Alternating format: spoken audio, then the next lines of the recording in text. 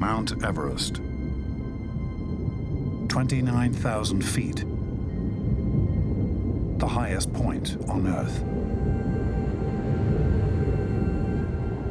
Captivating and deadly. In the 1920s, to conquer this mountain was the greatest challenge remaining in a golden age of adventure. Everest was the edge of heaven, where many believed no human could survive. But not George Mallory.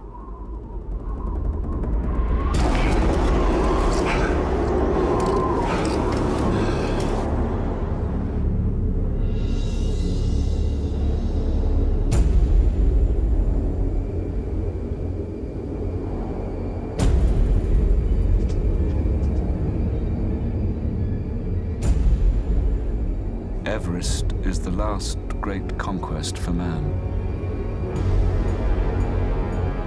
The wildest dream.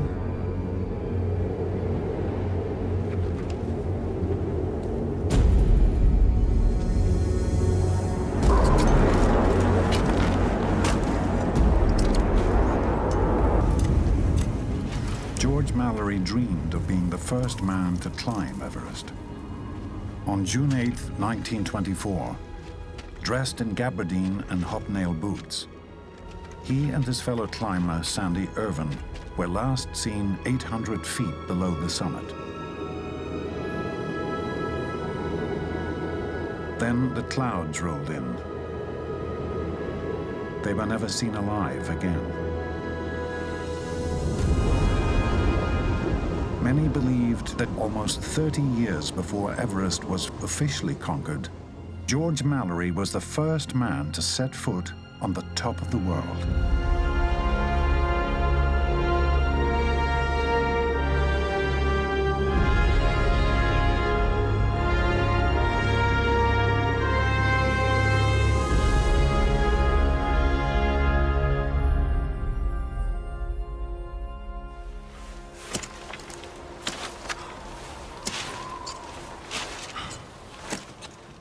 "75 years after Mallory and Irvin vanished, mountaineer Conrad Anker took part in an expedition looking for their bodies high on Everest. Conrad, come in, please.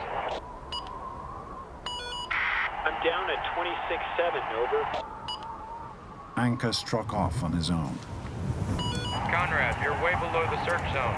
You need to be higher, over. I was curious. I stopped, turned around, and there was a patch of white. It wasn't snow. It was matte, a light-absorbing color, like marble.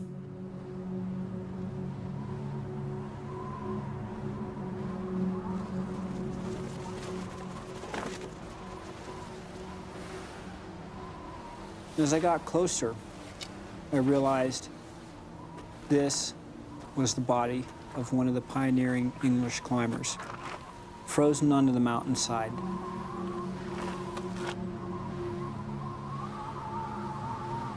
For a moment, I thought, maybe I can just keep walking and keep it to myself.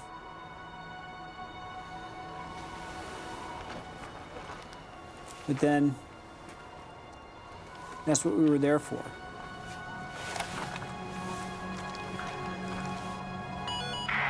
Group meeting.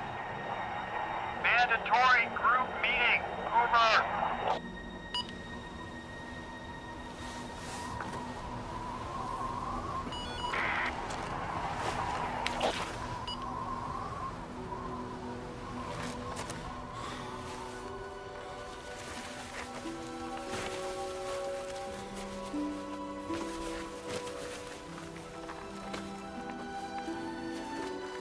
Here, wait. This is George Mallory. Oh my God. Oh my God. You see that? George Mallory. Oh my God.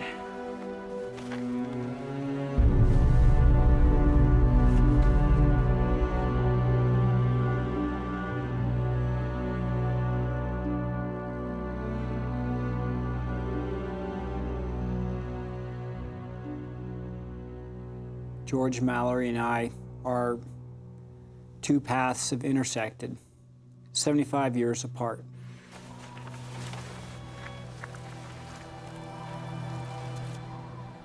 My aunt called me and said in a rather small voice on the phone, "Susie, they've found my father's body on Mount Everest."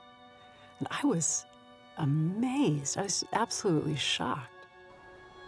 It was very powerful to know where my grandfather was and how he died.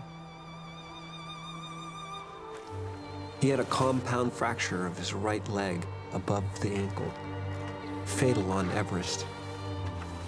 His arms were outstretched, as if he had tried to dig his fingers into the side of the mountain.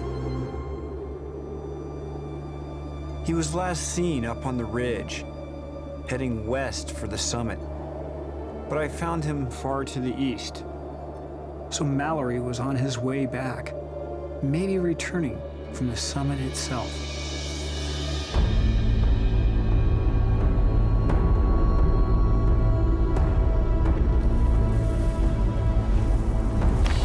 His sun goggles, vital against the glare from the snow, were in his pocket, so it must have been getting dark.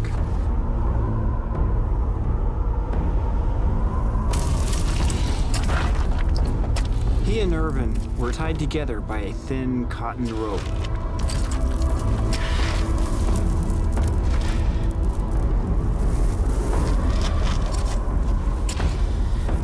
They were tired, absolutely beat, no energy left, the mind's not functioning clearly.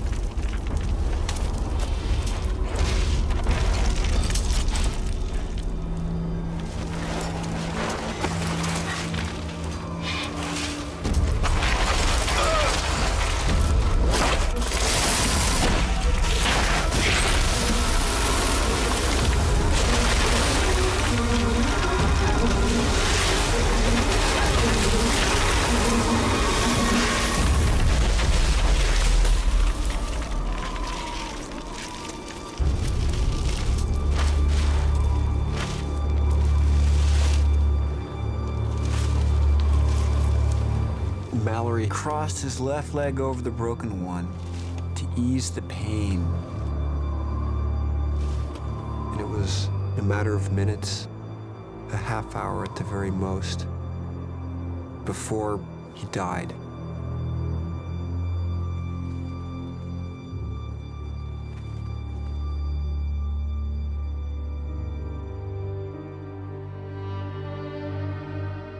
Did Mallory reach the summit almost 3 decades before the first official climb?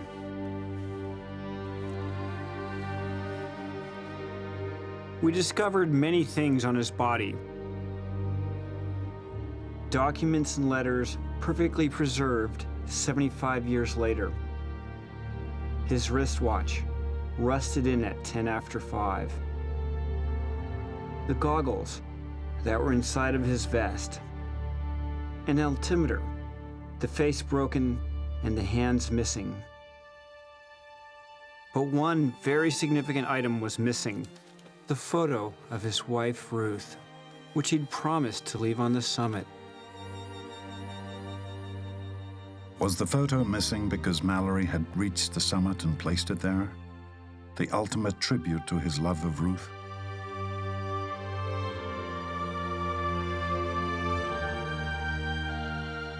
He was last seen about 800 feet below the summit, near the notoriously difficult second step.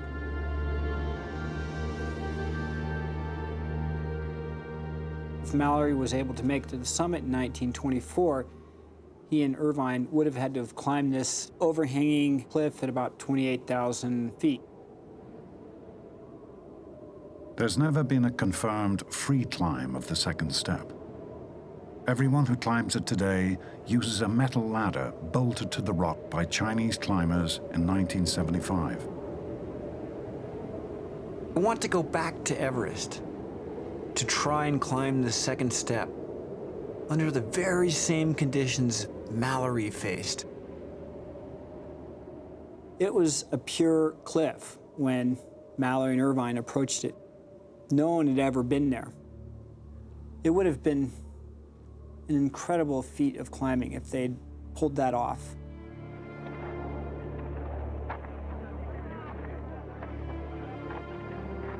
Adventure, risk.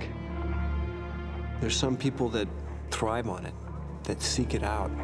They want to push their own limits. Mallory is one of those people.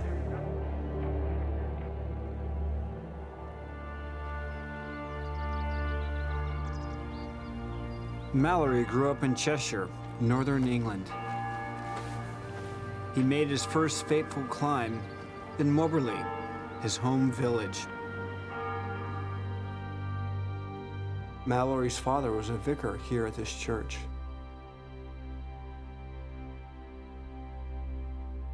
And it was here that the young boy escaped and climbed up to the top of the church, age 7. You can imagine that. Finding climbing. It's his true passion in life.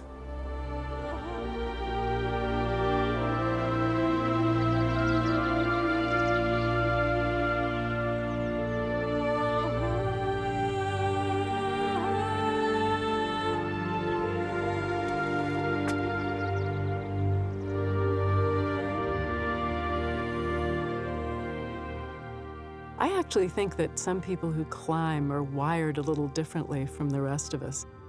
My grandfather really didn't feel fear of heights or precipices or anything like that.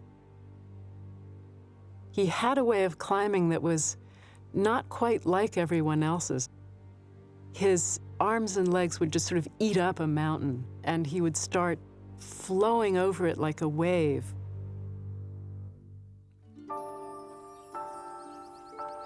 Aged 19, Mallory entered the University of Cambridge at a time of great cultural upheaval. So when Mallory arrived in Cambridge in 1905, he pitched into this ferment and bubble of ideas, excitement, intellectual, sexual, social, secret societies. He obviously possessed some remarkable charisma, sort of charmed presence that drew the eye, compelled the gaze. My mind is in a state of constant rebellion. I believe that will always be so. He was a dreamer. And he was in Cambridge at a time of great and powerful dreaming. And eventually, that dream took its form in the shape of Everest. This was the golden age of exploration. Mallory watched with the rest of the world as explorers from America, Norway, and Britain raced first to the North and then the South Pole. In 1912, Captain Scott, the legendary British adventurer, died in the attempt to be the first to the South Pole. Mallory was among those inspired by the tragedy. Britain is at the waning of the empire at this time. It's looking for ways to reinvigorate itself. And so attention inevitably turns to Everest as the final possibility, the third pole.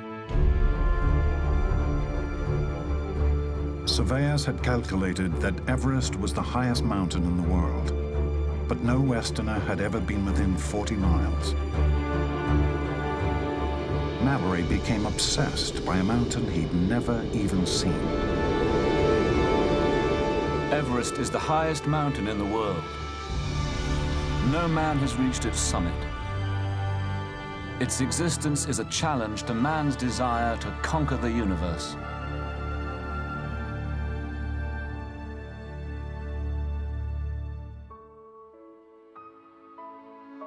Mallory wasn't just enthralled with Everest.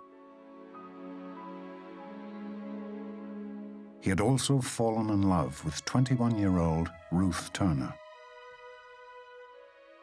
Right from the start, they wrote each other adoring letters. My darling, I'm longing for you. I would kiss your lips and look into your eyes, and you all near me and with me, strong and glorious and loving and laughing. I cannot find words that would be sure to convey what I feel about you.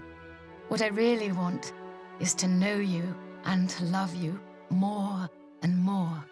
Dearest and most beloved, your loving Ruth. George and my grandmother Ruth fell madly in love in 1914. They were both idealists, really seeing kindred spirits in each other. They were married 3 days before the start of World War I. Mallory enlisted and came face to face with death once more, fighting in the Somme, the bloodiest battle known to man. There is no reckoning with death here. Life presents itself very much to me as a gift. Mallory had witnessed the mass slaughter of the First World War.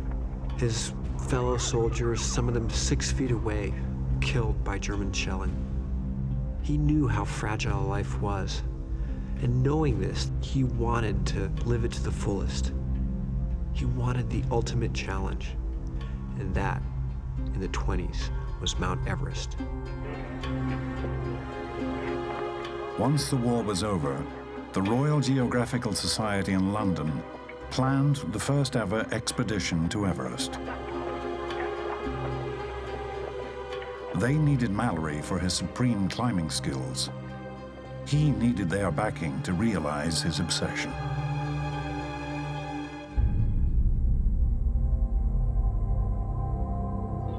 When Mallory undertook that first expedition in 1921, he had to approach Everest through Tibet from the north.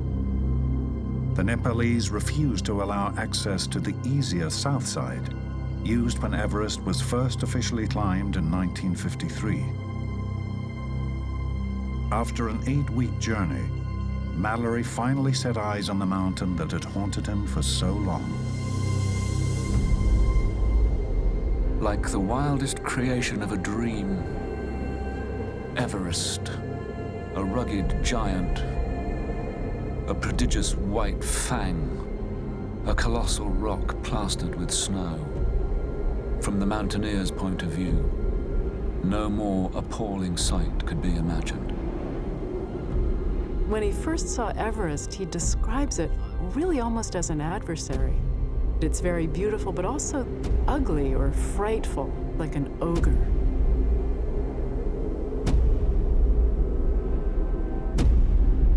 There were no maps. No one knew the terrain there. In this first trip, the trip of 1921, it was imperative that the team find the route that would lead them to the summit.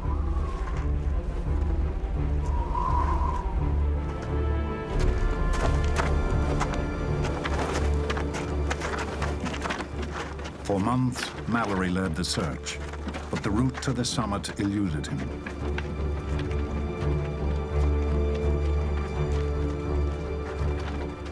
Finally, late in August, he found what he was looking for.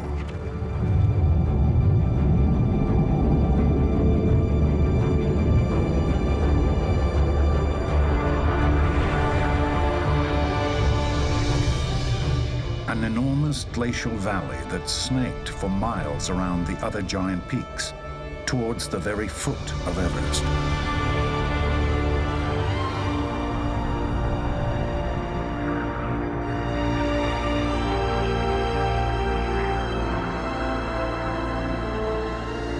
My dearest Ruth, we have found our way to the great mountain.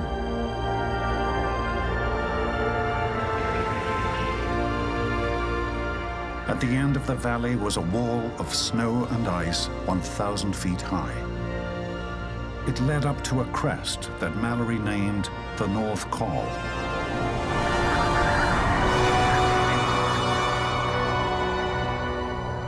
And then on to the top of the world. We have established our way to the summit for anyone who cares to try the highest adventure.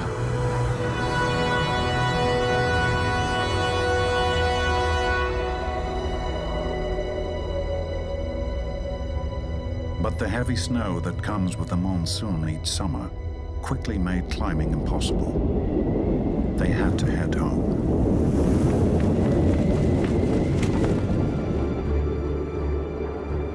But within 6 months, Mallory was back again. This time with film cameras to show Everest to the world.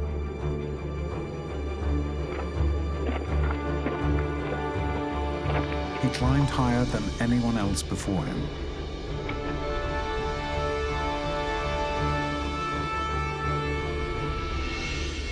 But late in the season, as Mallory led porters up the mountain, disaster struck. A great snowfall had come. They got to a delicate place on this massive ice slope and triggered an avalanche.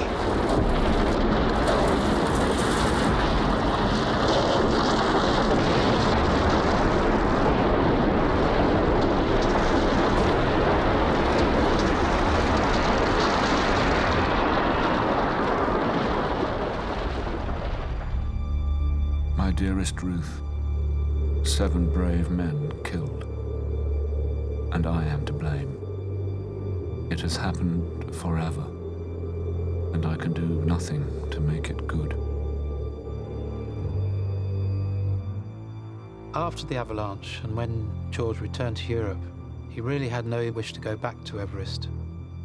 He just wanted to get away from the deprivation and the danger, and also the memories of that avalanche.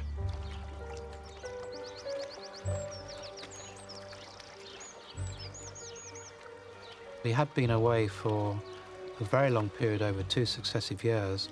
He wanted to get back to his wife and his family.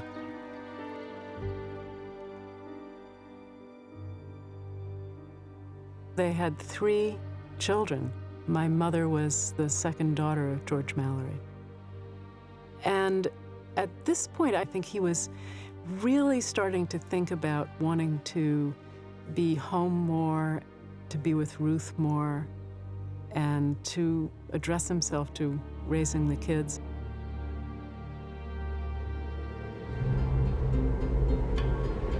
But a new expedition was being planned.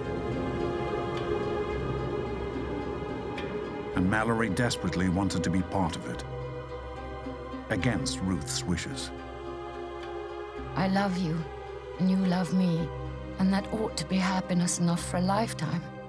But I do want you. We want to live together all the time, and share thoughts and joys and sorrows.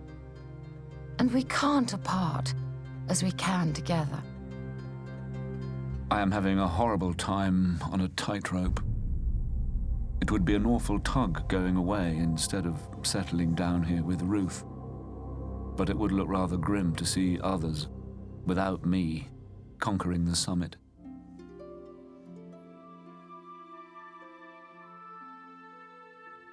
Mallory clearly loved Ruth very dearly. She was his sweet, domestic, beloved partner who represented all that was appealing about home, family, the flatlands of Cambridge, sea level.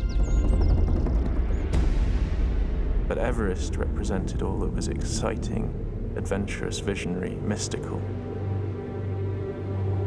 His personality was pulled between those 2 poles.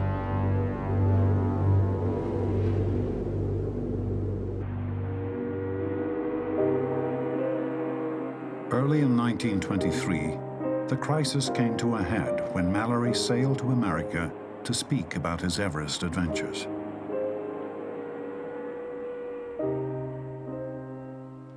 He was the star turn at the Explorers Club in New York. I can just imagine the audience on the edge of their seats as Mallory told them about the biting wind, the lack of appetite, the fierce cold. A New York Times journalist asked the question, why climb Everest? Mallory gave his legendary reply, because it's there.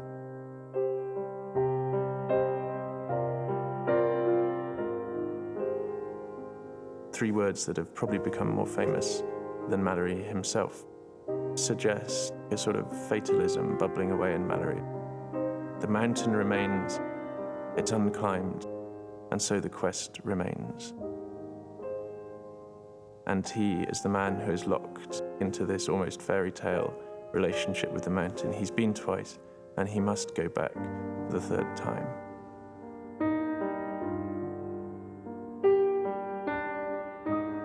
I think the idea that someone else would build on his progress and get to the summit on his shoulders was quite difficult for him to accept. It was, after all, his route and his mountain. It is actually a surprisingly selfish thing for someone like Mallory to experience, but then mountaineers all do have this kind of element of selfishness deep down.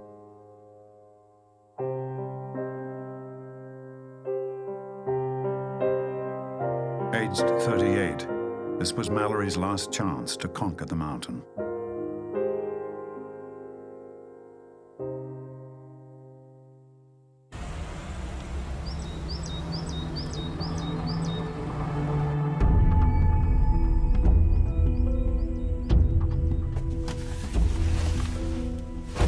Conrad Anker will follow Mallory's footsteps, leading his own expedition to Everest and the second step.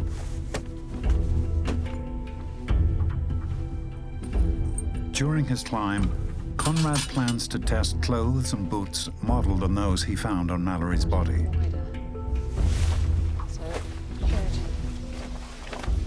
Using this replica clothing, I'm gonna have this chance to go back and see what it was like for Mallory to try climbing Everest in 1924.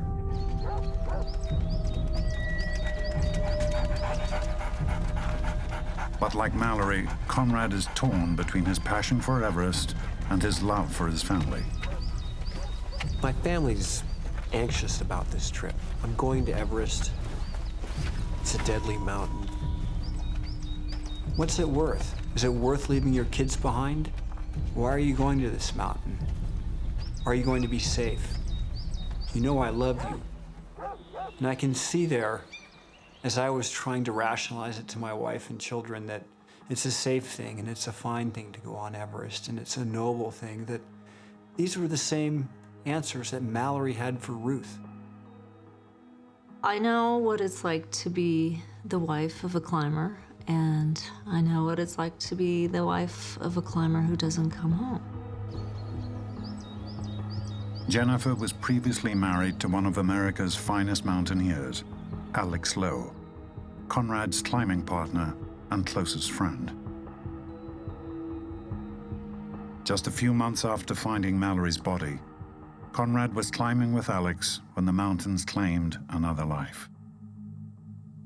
An avalanche struck Alex and I as we were climbing in the Himalayas. He died, and I was 3 feet away from him. She could just look at him and tell that he was burdened with this world of guilt and grief, that somehow he could have prevented Alex's death. In the aftermath of this tragedy, we communicated with each other, and eventually we grew to fall in love. And it wasn't just Jennifer that my love grew for, it was also the boys. Jennifer must really like climbers to willingly bring me into her life and then marry and have me adopt the boys, because she knows it's downright dangerous work. Boys, dear, look what I found downstairs. Whoa! Good God. Is this my Halloween costume, or is this what I'm going up Everest in? You guys are laughing. You look like Inspector Gadget. You're supposed to take me serious. Mom can appreciate it. Oh, it's amazing to think of those guys going for the summit in clothing like that. Would you climb Everest in that suit? No, What would you wear? I wouldn't climb Everest.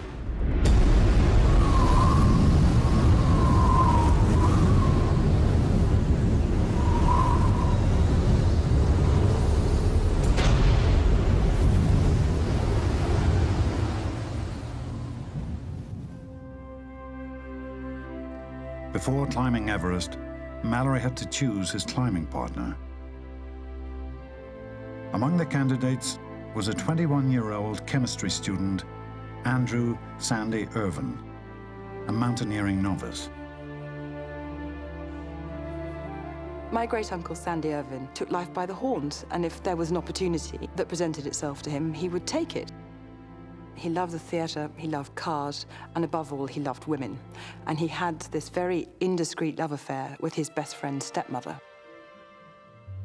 It was a terrible scandal.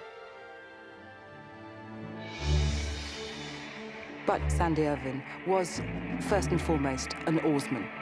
When he got to Oxford, he was selected to take part in the Oxford and Cambridge boat race. The annual boat race was the most prestigious sporting event of the day.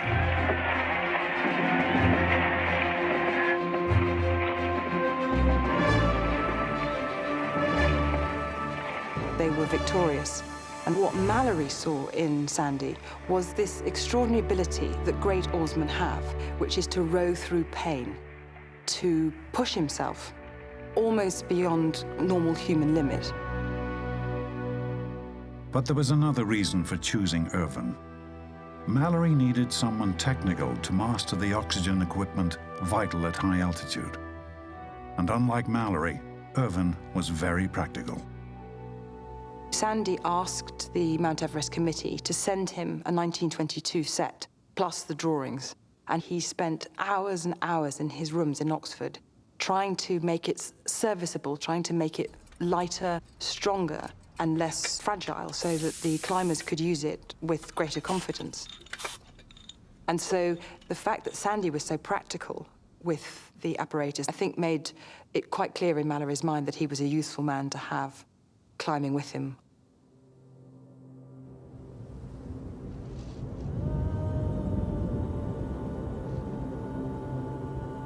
Conrad Anker has also chosen a young Englishman as his climbing partner, Leo Houlding.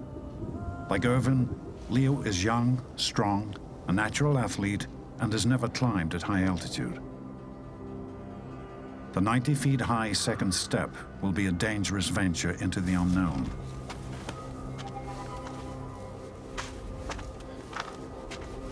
I'm definitely concerned about the altitude and the acclimatization process, just because I've never been high enough before to know whether, I might be one of those people that it doesn't gel with.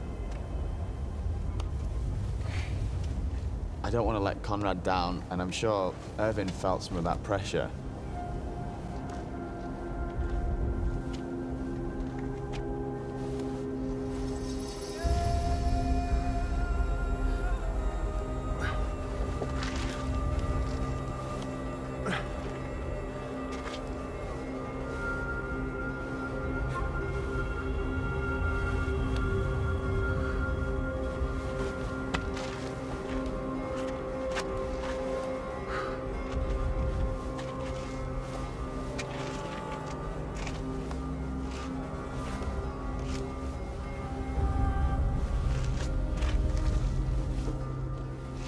Leo's never been to altitude, this unknown.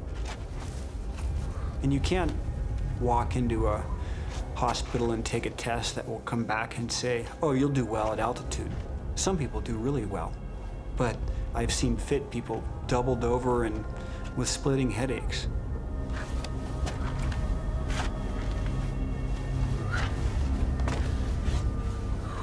Being invited to climb the highest mountain in the world with Conrad, one of the best climbers in his generation, is such a privilege. For Irvin, being invited to climb with George Mallory, the best climber of his generation, on the unclimbed Mount Everest, I just can't imagine how he must have felt. I am walking on metaphorical air. We shall go all out for the summit. If I have to die, then there would be no finer death than in an attempt to conquer Everest.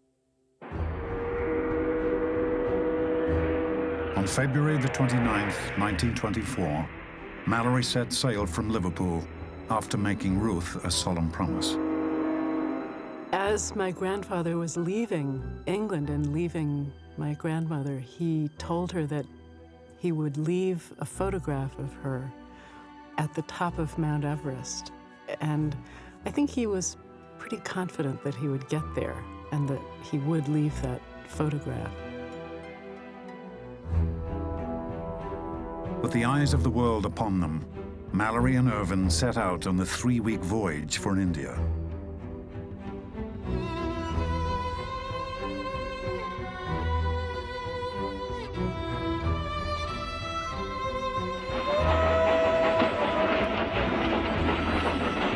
Late that March, their convoy began its 350-mile trek.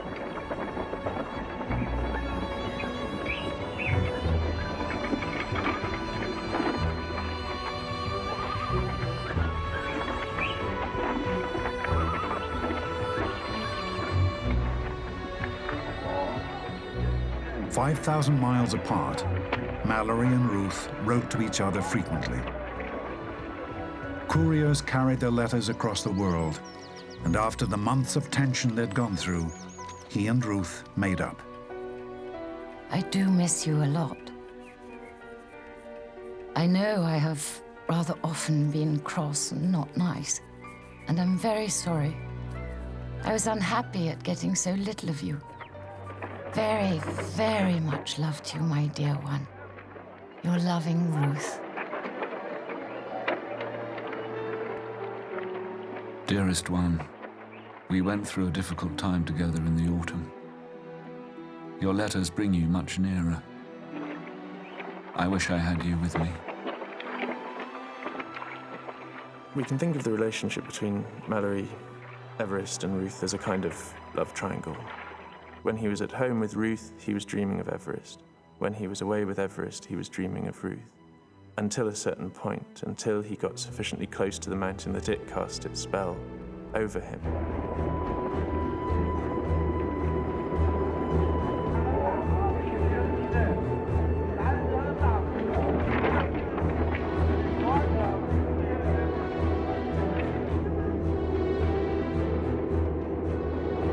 The convoy of 300 pack animals and 70 porters journeyed through Tibet. Provisions included 4 cases of Montebello champagne and 60 tins of quail and foie gras. On April the 25th, 17,000 feet up, they reached the last pass before Everest, Pangla.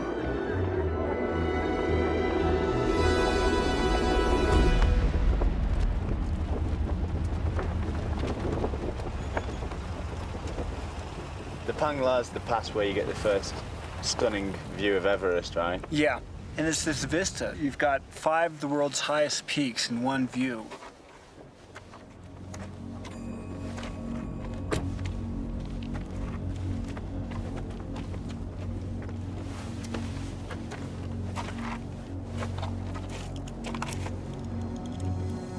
That's Everest.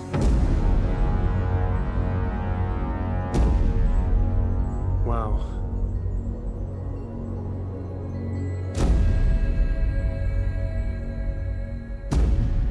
It's so much bigger than all the other ones, isn't it? Yeah. It's really special how we haven't had any sign of the mountain, and then you drive up to this high pass, and then she just reveals herself in all her glory. You know, Chomolungma, mother goddess of the earth, the mountain we call Everest, just bang!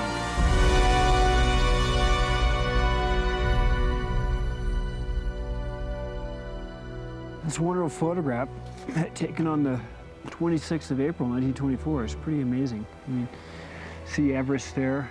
There's Mallory, Irvine, a couple of their Sherpas they had with them and their pony. This is almost exactly the same spot, right? Pretty close.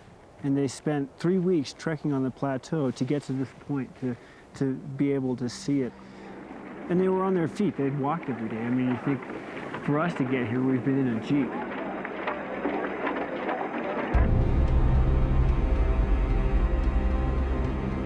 On April the 29th, Mallory and Irvine set up their center of operations, base camp, 12 miles from the summit.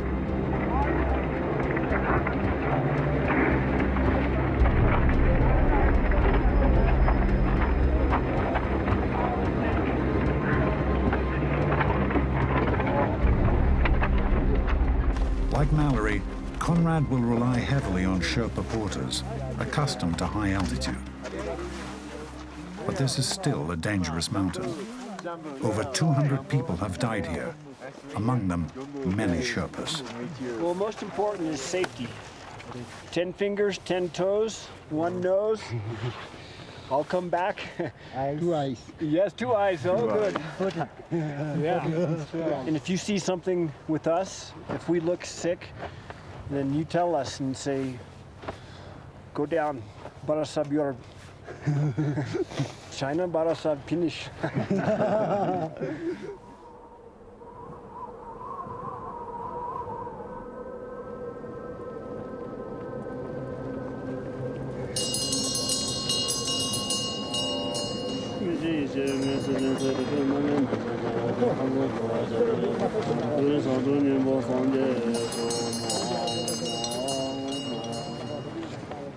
Before one embarks on an expedition, it's customary to have a puja, which is a blessing ceremony. As Chomolungma is mother goddess of the earth, the mountain is a deity for the Tibetans and the Sherpas. Safe passage depends upon having a good puja.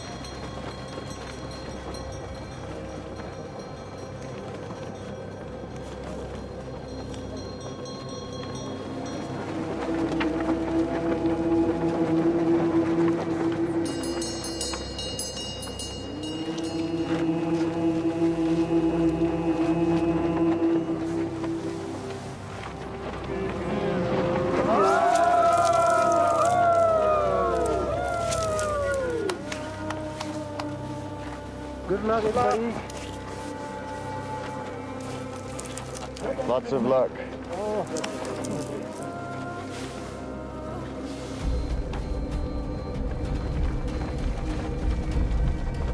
The monks from the ancient monastery nearby gave Mallory a very mixed welcome when he approached their sacred mountain, Chomolungma.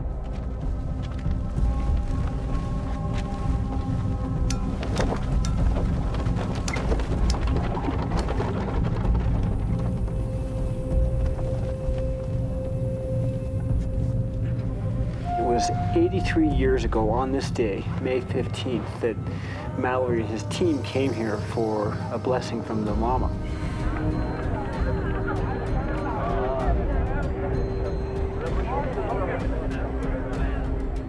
The head Lama welcomed the strange white climbers, but it was an ominous encounter.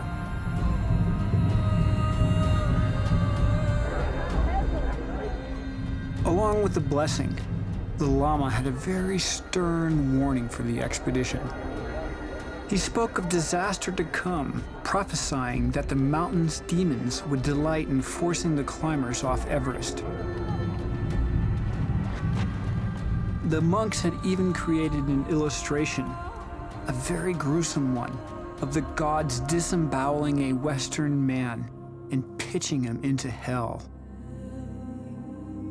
It must have been a terrifying moment for Mallory. He was not a superstitious man, but I think it would have been hard to be in that landscape at that time on the third expedition and not feel the atmosphere to be saturated with signs and portents and hints and forebodings.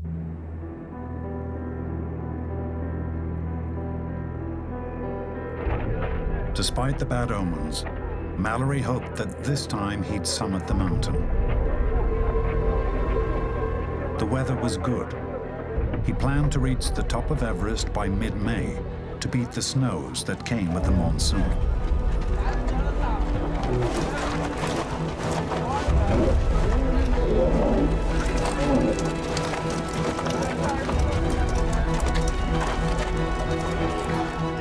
On May the 2nd, 1924, the giant convoy of climbers and porters made its way out of base camp.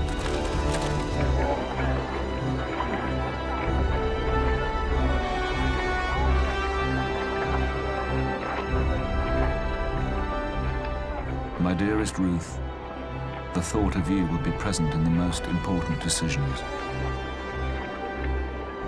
I am eager for the great events to begin.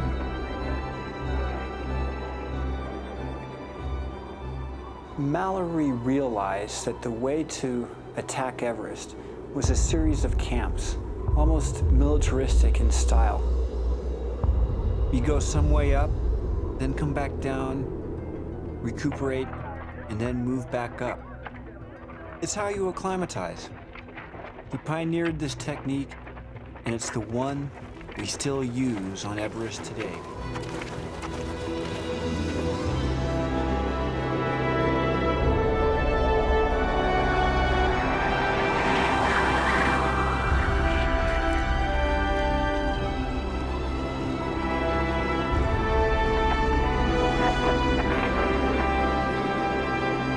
Conrad and Leo follow Mallory's route through a forest of ice pinnacles, up to Camp 3.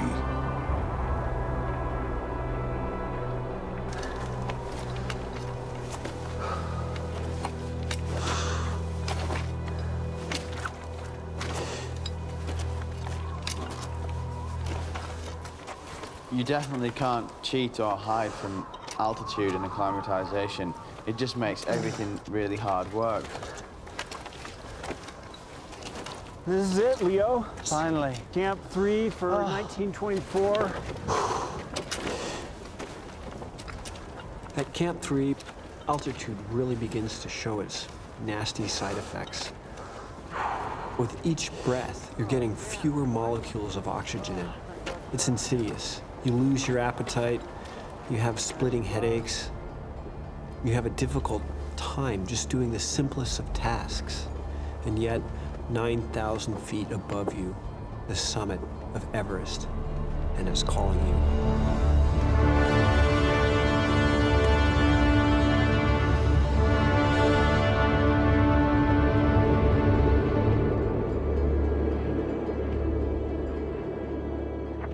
Somewhere above their Camp 2, Mallory and Irvin experienced their first bout of bad weather.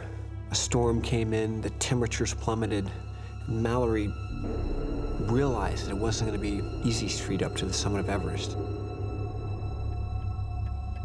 My dearest girl, I was acting as a lone horse and arrived first in Camp 3.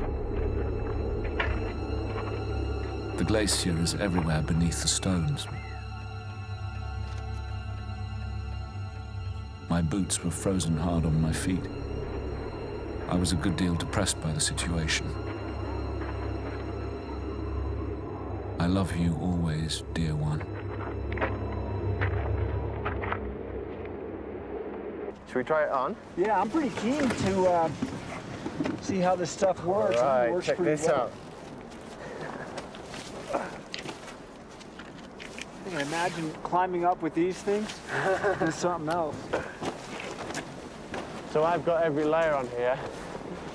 Mallory and Irvine had 7 layers on when they went for the summit in 24. But the big difference is here in the footwear. I'll tell you, the rest of this outfit seems pretty good, but compared to the boots that we wear these days, these things look decidedly, you know, inappropriate.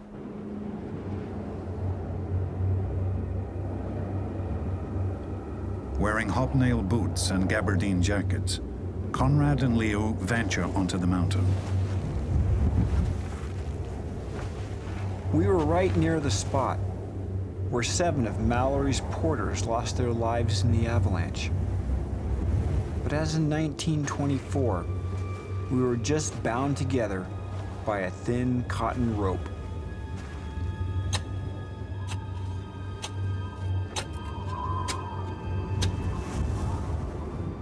Using Mallory's technique, Conrad cuts steps into the steep ice slope.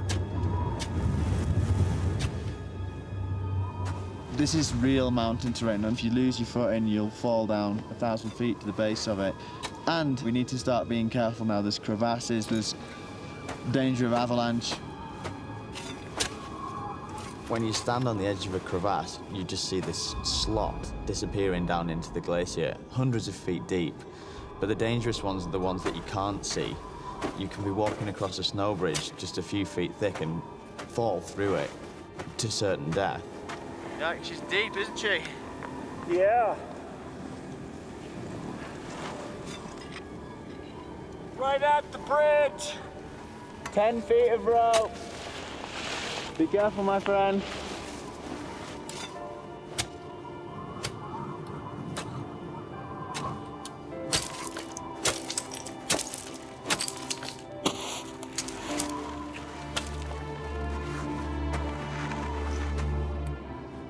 It's phenomenal that they were able to get to 28,000 feet in what I would basically call clothing you'd walk through the forest. Oh, good job, Leo. No. Good job, Conrad. Oi! Oh, I'm knackered.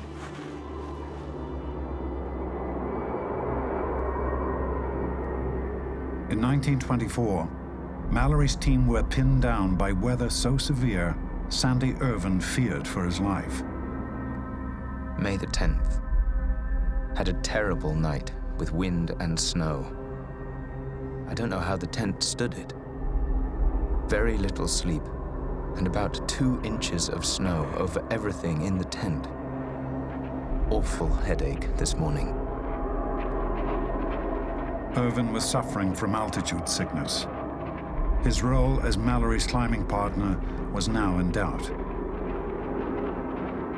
The harsh conditions forced the entire team back down to base camp. When they arrived there, they found that 2 of the staff were dead.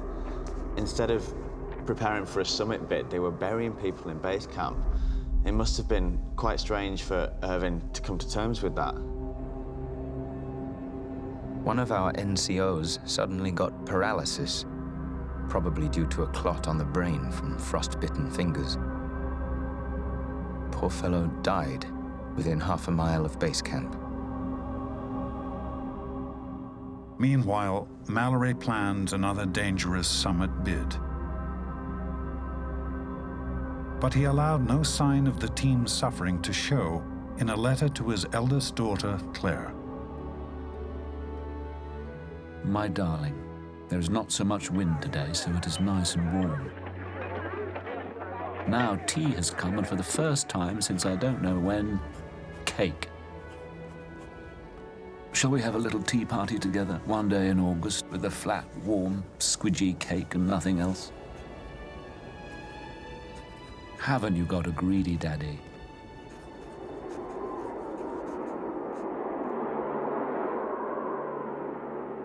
It was already mid-May, and soon the snows would come. The monsoon arrives early June every year. It releases a tremendous amount of snow. Climbing is impossible.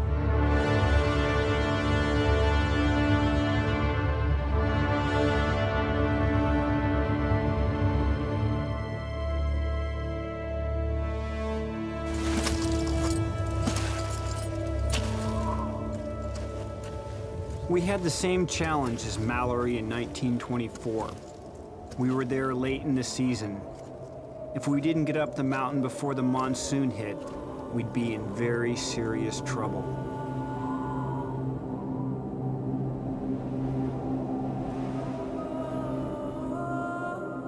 Over 22,000 feet up, Conrad and Leo start the ascent of Everest itself.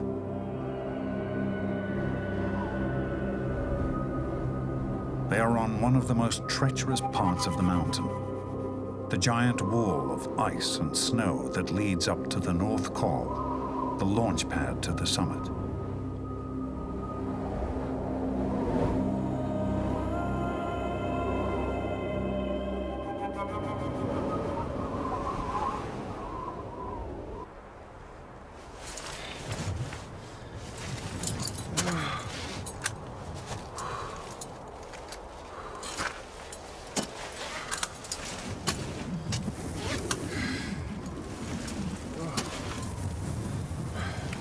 Despite all the modern equipment, the altitude hits Leo hard.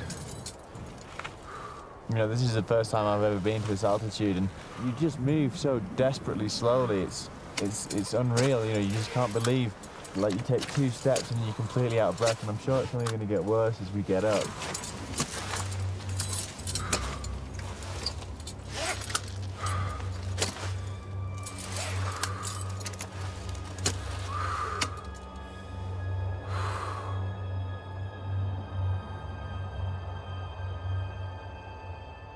With hobnailed boots and no guide ropes, Mallory led the assault on the North Col, cutting steps into what he called its great battlements of ice. The North Col was a triumph. I enjoyed the conquest of the ice wall and making the steps. Afterwards, I was practically bussed to the world. Looking back down the valley, he was already higher than the greatest peaks in Europe or America. But the summit was still 6,000 feet above.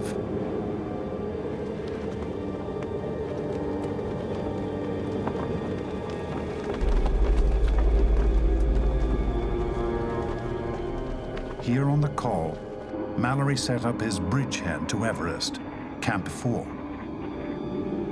He planned higher camps further up the mountain. These would take him within striking distance of the summit. Mallory had a cough that wouldn't go away. Irvin was suffering from diarrhea, and the cold never left them.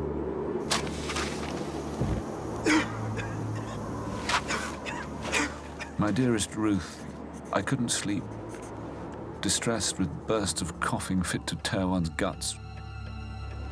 Fierce squalls visited our tents and shook them with the disagreeable threat of tearing them away from their moorings. There was never a more determined and bitter enemy.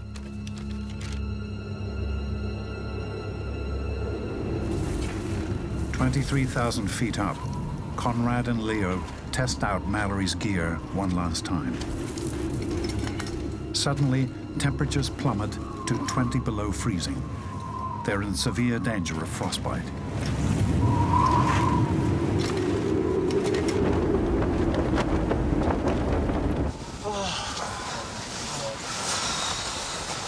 Thank you, Mingwa. No problem.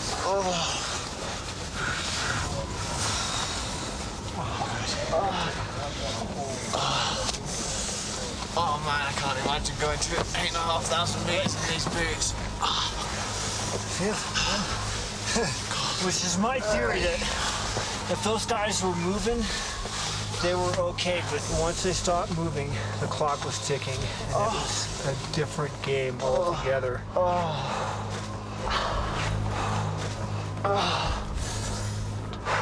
Toes are freezing.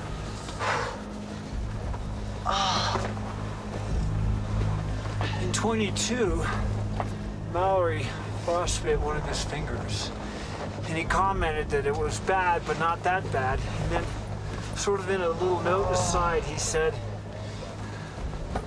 "I wouldn't mind if I lost a finger for this summit." And if I was in his shoes, I probably would have thought the same thing, because it was the golden age of exploration.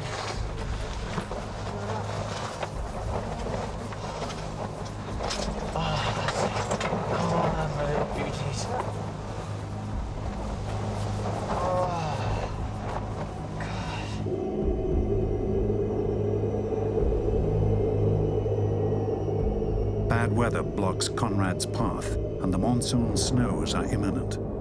He and Leo risk being trapped high on Everest, beyond rescue. It was a stressful moment. What are we doing? We're climbing into the second week of June. The monsoon's on our ass. I get on the phone to Jennifer, and I say to her, "It's not worth what I'm putting you and the family through, and I'm ready to come home." The window was closing. I knew the monsoon was coming. I was looking at the satellite imagery of the weather. I said, "Conrad, you know what? I'm looking at the computer screen and I'm seeing this giant wall of weather, and it's the monsoon." And I just said, "Conrad, you need to be confident that you can make it. But if you have a chance to climb the second step, I want you to go for it."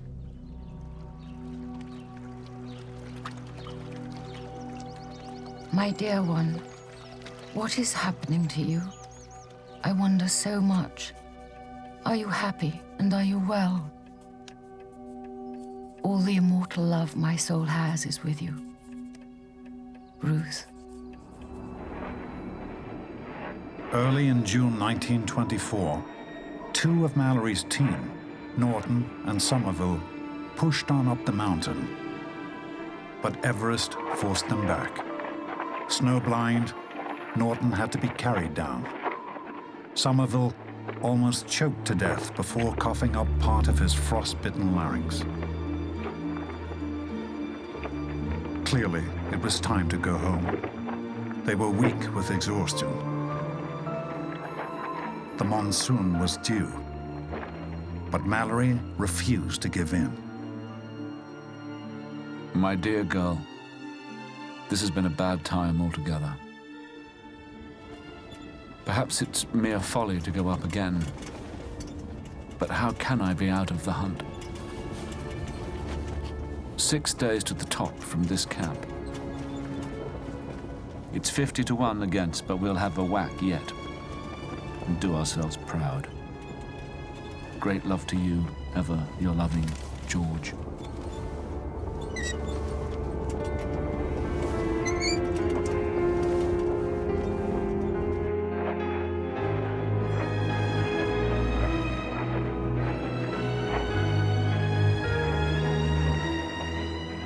The big question is why George Mallory thought it was worth one more shot. And I think the way to reconcile the overriding conflict in his life was actually to climb the mountain and be done with it and go home to Ruth and say, I've done it, it's over, now we can get on with the rest of our lives. He knew that this was it. He couldn't come back again later if he didn't get to the top. It would be impossible to put Ruth through that again. I must tell you, dearest one, I feel full of energy and strength. My plan will be to carry as little as possible, go fast, and rush the summit.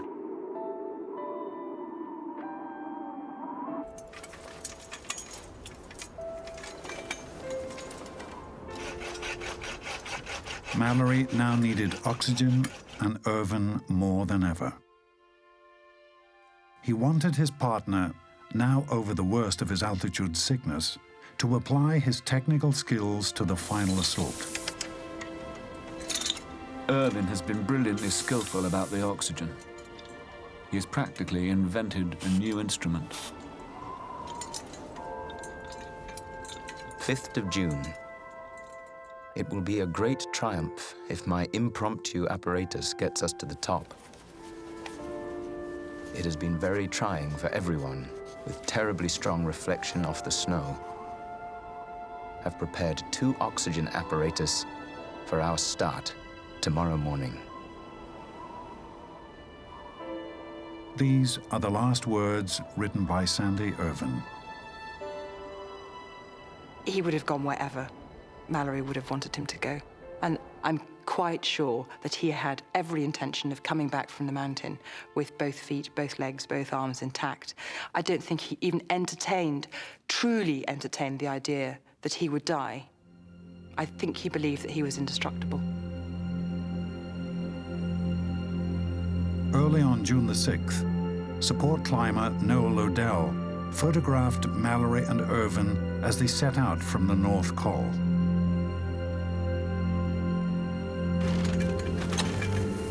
Who could hold back when such a victory, such a triumph of human endeavor was within their grasp?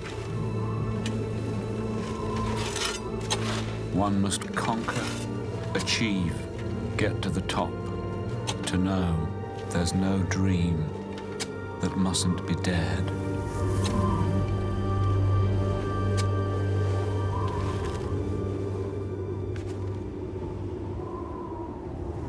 There's nothing on top of Mount Everest. There's not a pot of gold.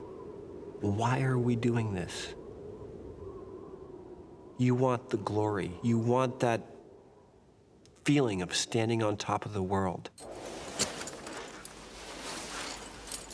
Gambling on beating the monsoon, Conrad makes his choice to follow Mallory up to the second step. We're starting our summit bid, and it's the 10th of June. I think the 5th of June is the latest anyone's ever climbed pre-monsoon. The clouds in the background are an indication of monsoon rolling in, so we're going to play it by ear, one day at a time, but this is our window.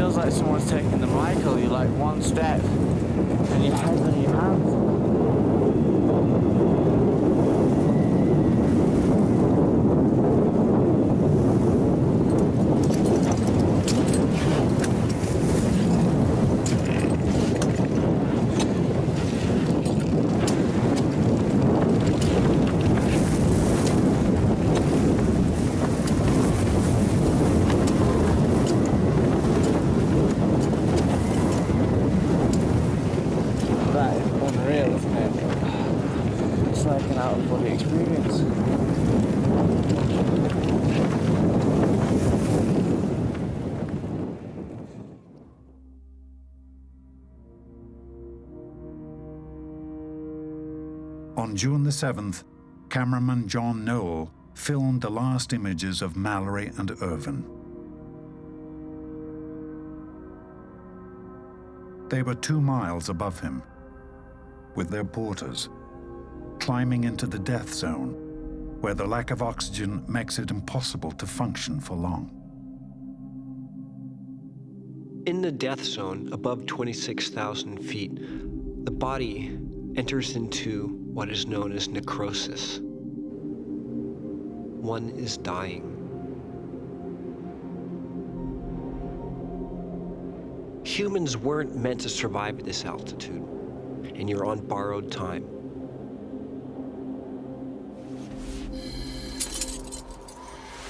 As they enter the death zone, Conrad and Leo use oxygen, like Mallory and Irvin before them.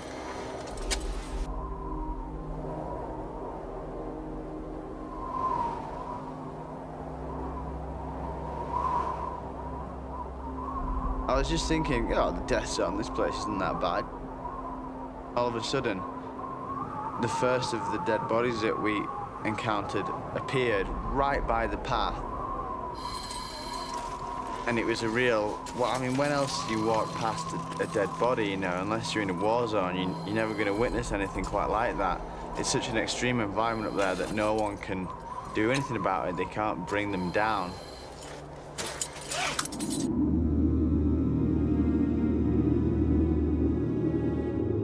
High in the death zone, some 2,000 feet below the summit, Mallory and Irvin pitched their last camp. Here, Mallory wrote to cameraman John Noel, who was waiting further down to film the moment of triumph. Dear Noel, we'll probably start early tomorrow to have clear weather. Start looking out for us, either crossing the rock band under the pyramid or going up the skyline at 8 p.m. Clearly, he meant to say 8 a.m.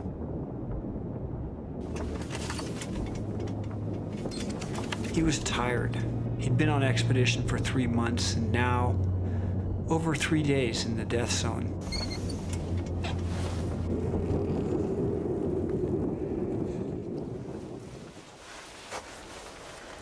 Just about your headlight.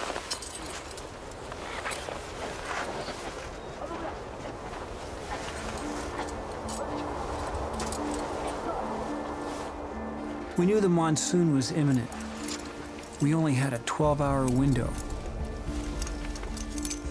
We had to strike while the iron was hot.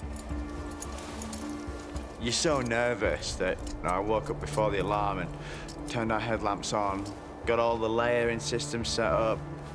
When you step out of the tent, it was a bit like a starting gate. I was ready to go. Leo was so excited. I mean, he had that boost of summit energy. It's probably similar to what Mallory and Irvine had.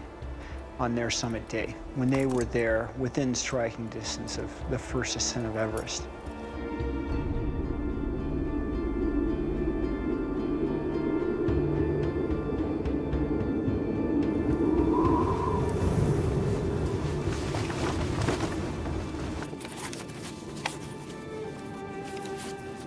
Imagine the morning of June 8, 1924. They're cold, they've had a restless night of sleep. Compound this with a lack of appetite, severe dehydration. Their bodies are wasted, their mental faculties are compromised. Simple things become monumental chores.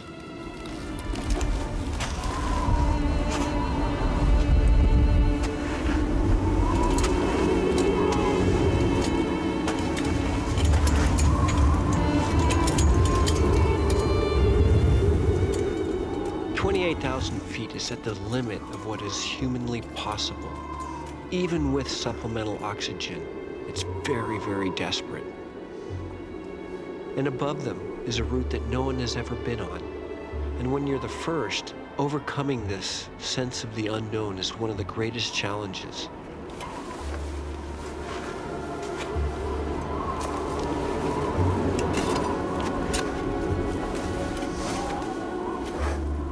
Think about it. The anxiety, the fear, the trepidation, combined with the exhilaration, all those things stirring around and held fast by pain and suffering.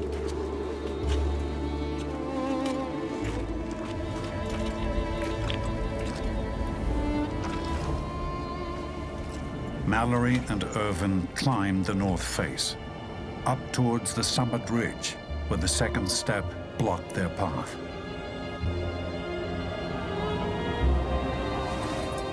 We got to the ridge just on schedule, right after dawn.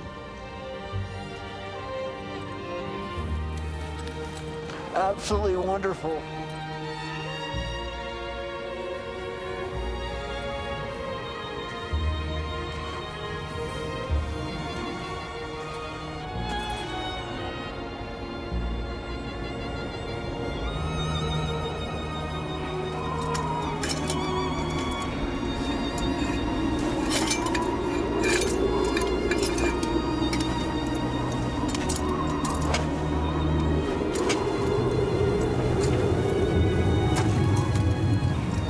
At 12:50 on June the 8th, 1924, support climber Noel Odell sighted Mallory and Irvin through a gap in the clouds. My eyes became fixed on a tiny black dot a short distance from the base of the final pyramid. Another moved up to join it. They were moving expeditiously as if to make up for lost time. Then the whole fascinating vision vanished, enveloped in cloud.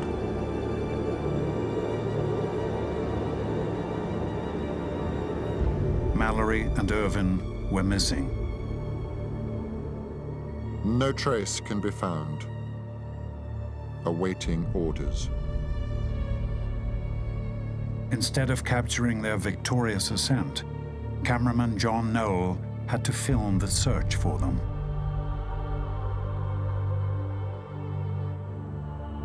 Days later, blankets laid out as a cross in the snow signaled the devastating news. Mallory and Irvin were lost, presumed dead.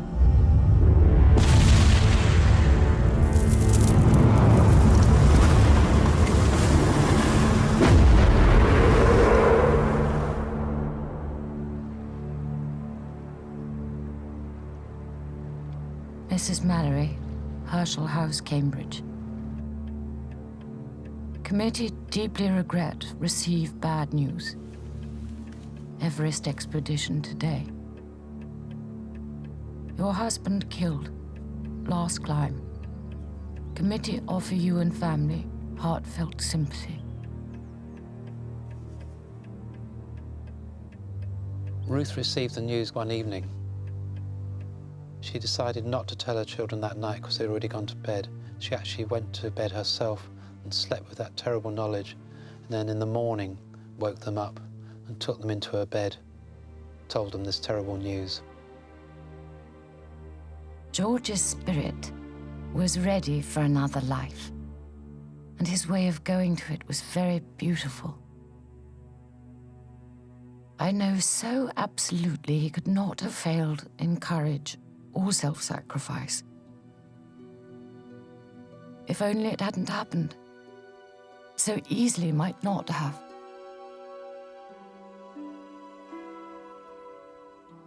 The golden age of exploration had ended in tragedy.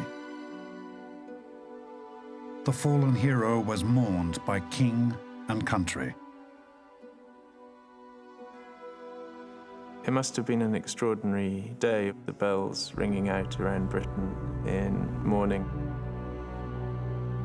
And then a memorial service in St. Paul's, the mourners packing the pews, and speeches given in Mallory's honour.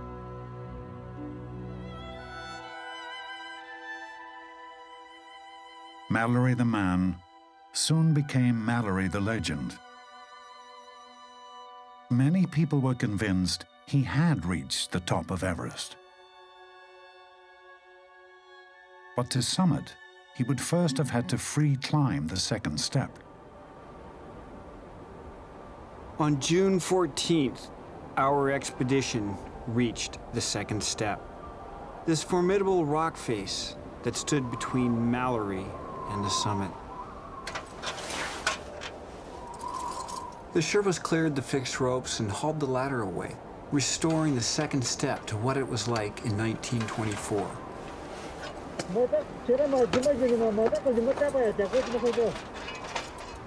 Goal is today, pull the ladders up and climb it free, that is, without the assistance of the Chinese ladder.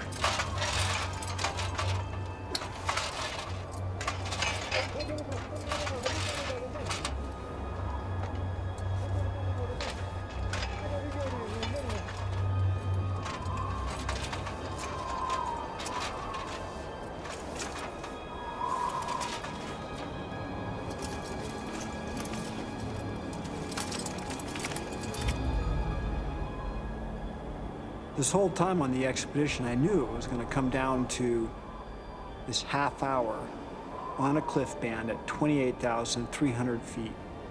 Could I do it? In the form that Mallory and Irvine would have encountered it. Free of any ladder, free of any rope, free of any indication of man. You have the whole north face of Mount Everest all the way down to the central Rongbuk Glacier below you. 8,000 feet of exposure. God, what am I doing?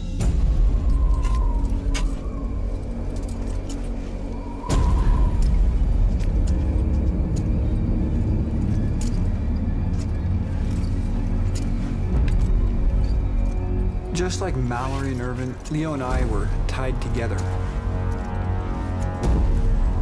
It's the brotherhood of the rope.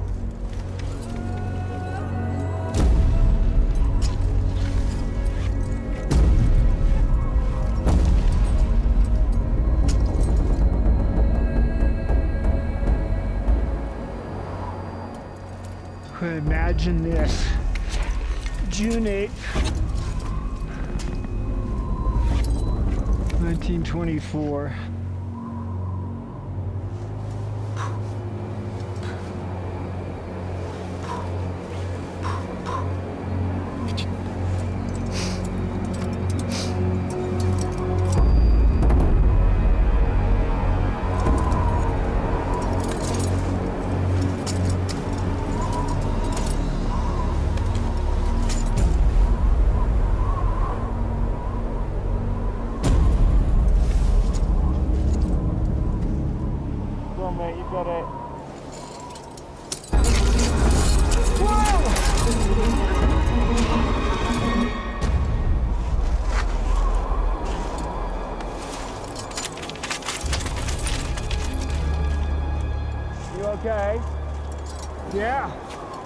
Man! What happened there? Bad step.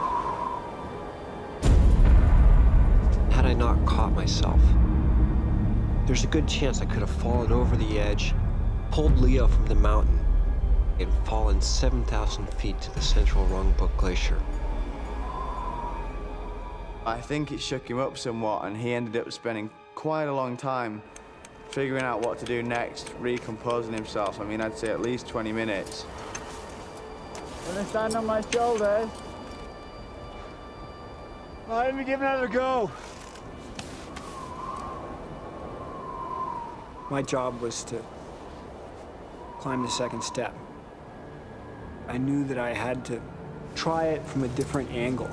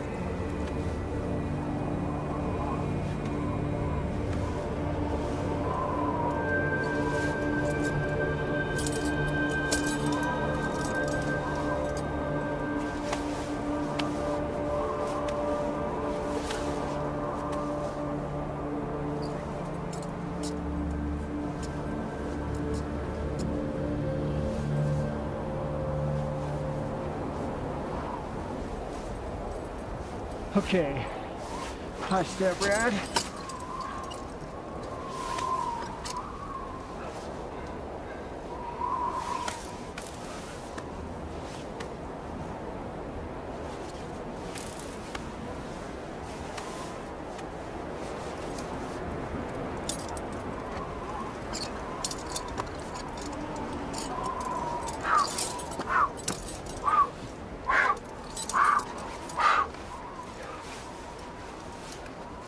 I think I got it, Leo. I think I got it.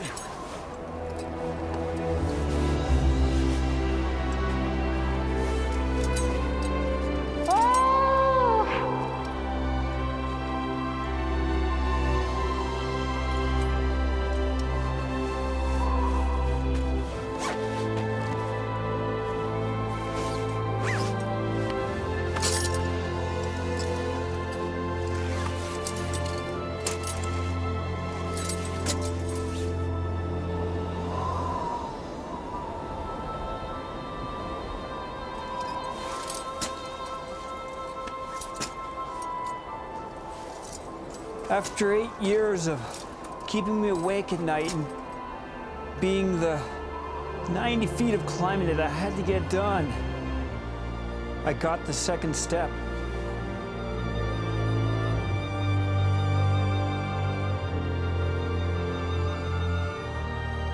I can't breathe.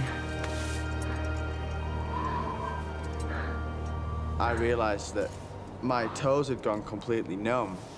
My biggest fear through this whole experience has been getting frostbite in my toes. I was just concerned about getting to the top of the second step as quickly as I possibly could.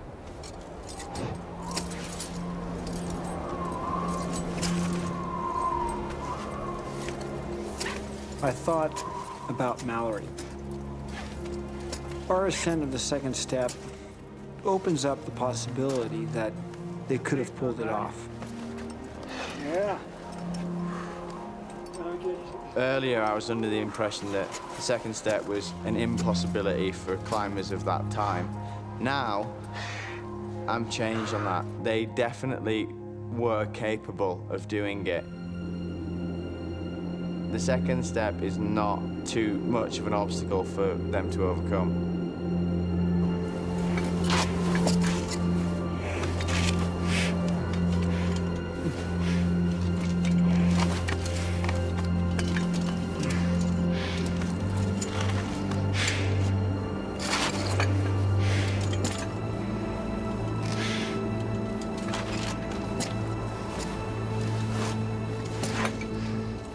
They were determined. And if they were strong and they were moving quickly, there's a chance they made it to the top. Dear one, I will be thinking of you as you set off for the summit. I know you can achieve your wildest dream.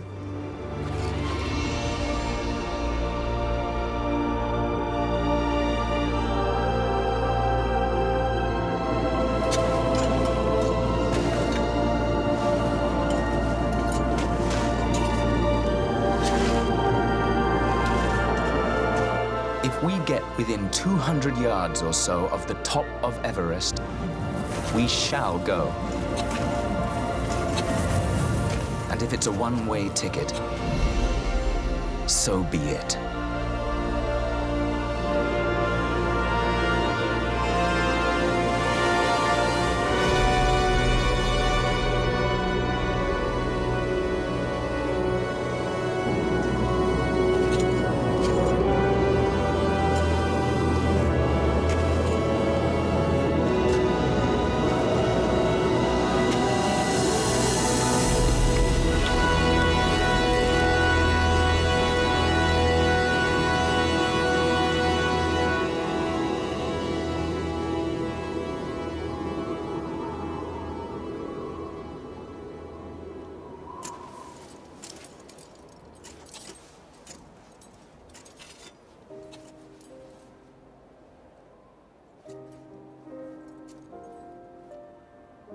"8 years after I found the body of George Mallory, the circle is complete.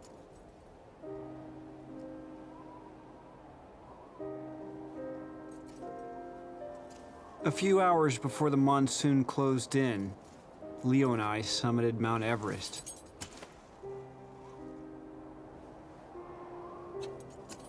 And we have shown that these could have been Mallory and Irvin's final footsteps.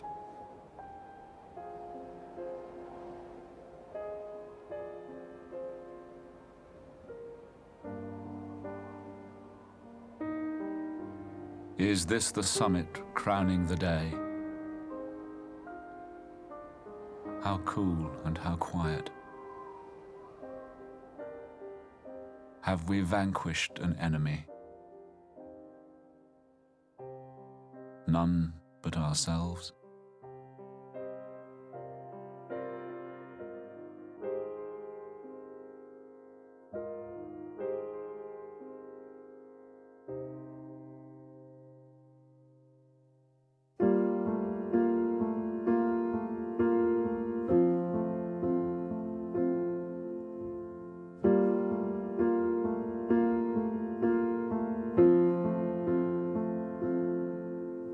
Every day I look beyond the endless sky and see you smile. Every night I dream that you are by my side.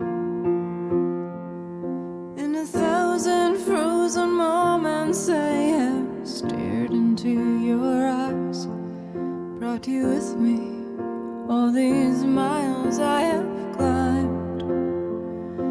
I brought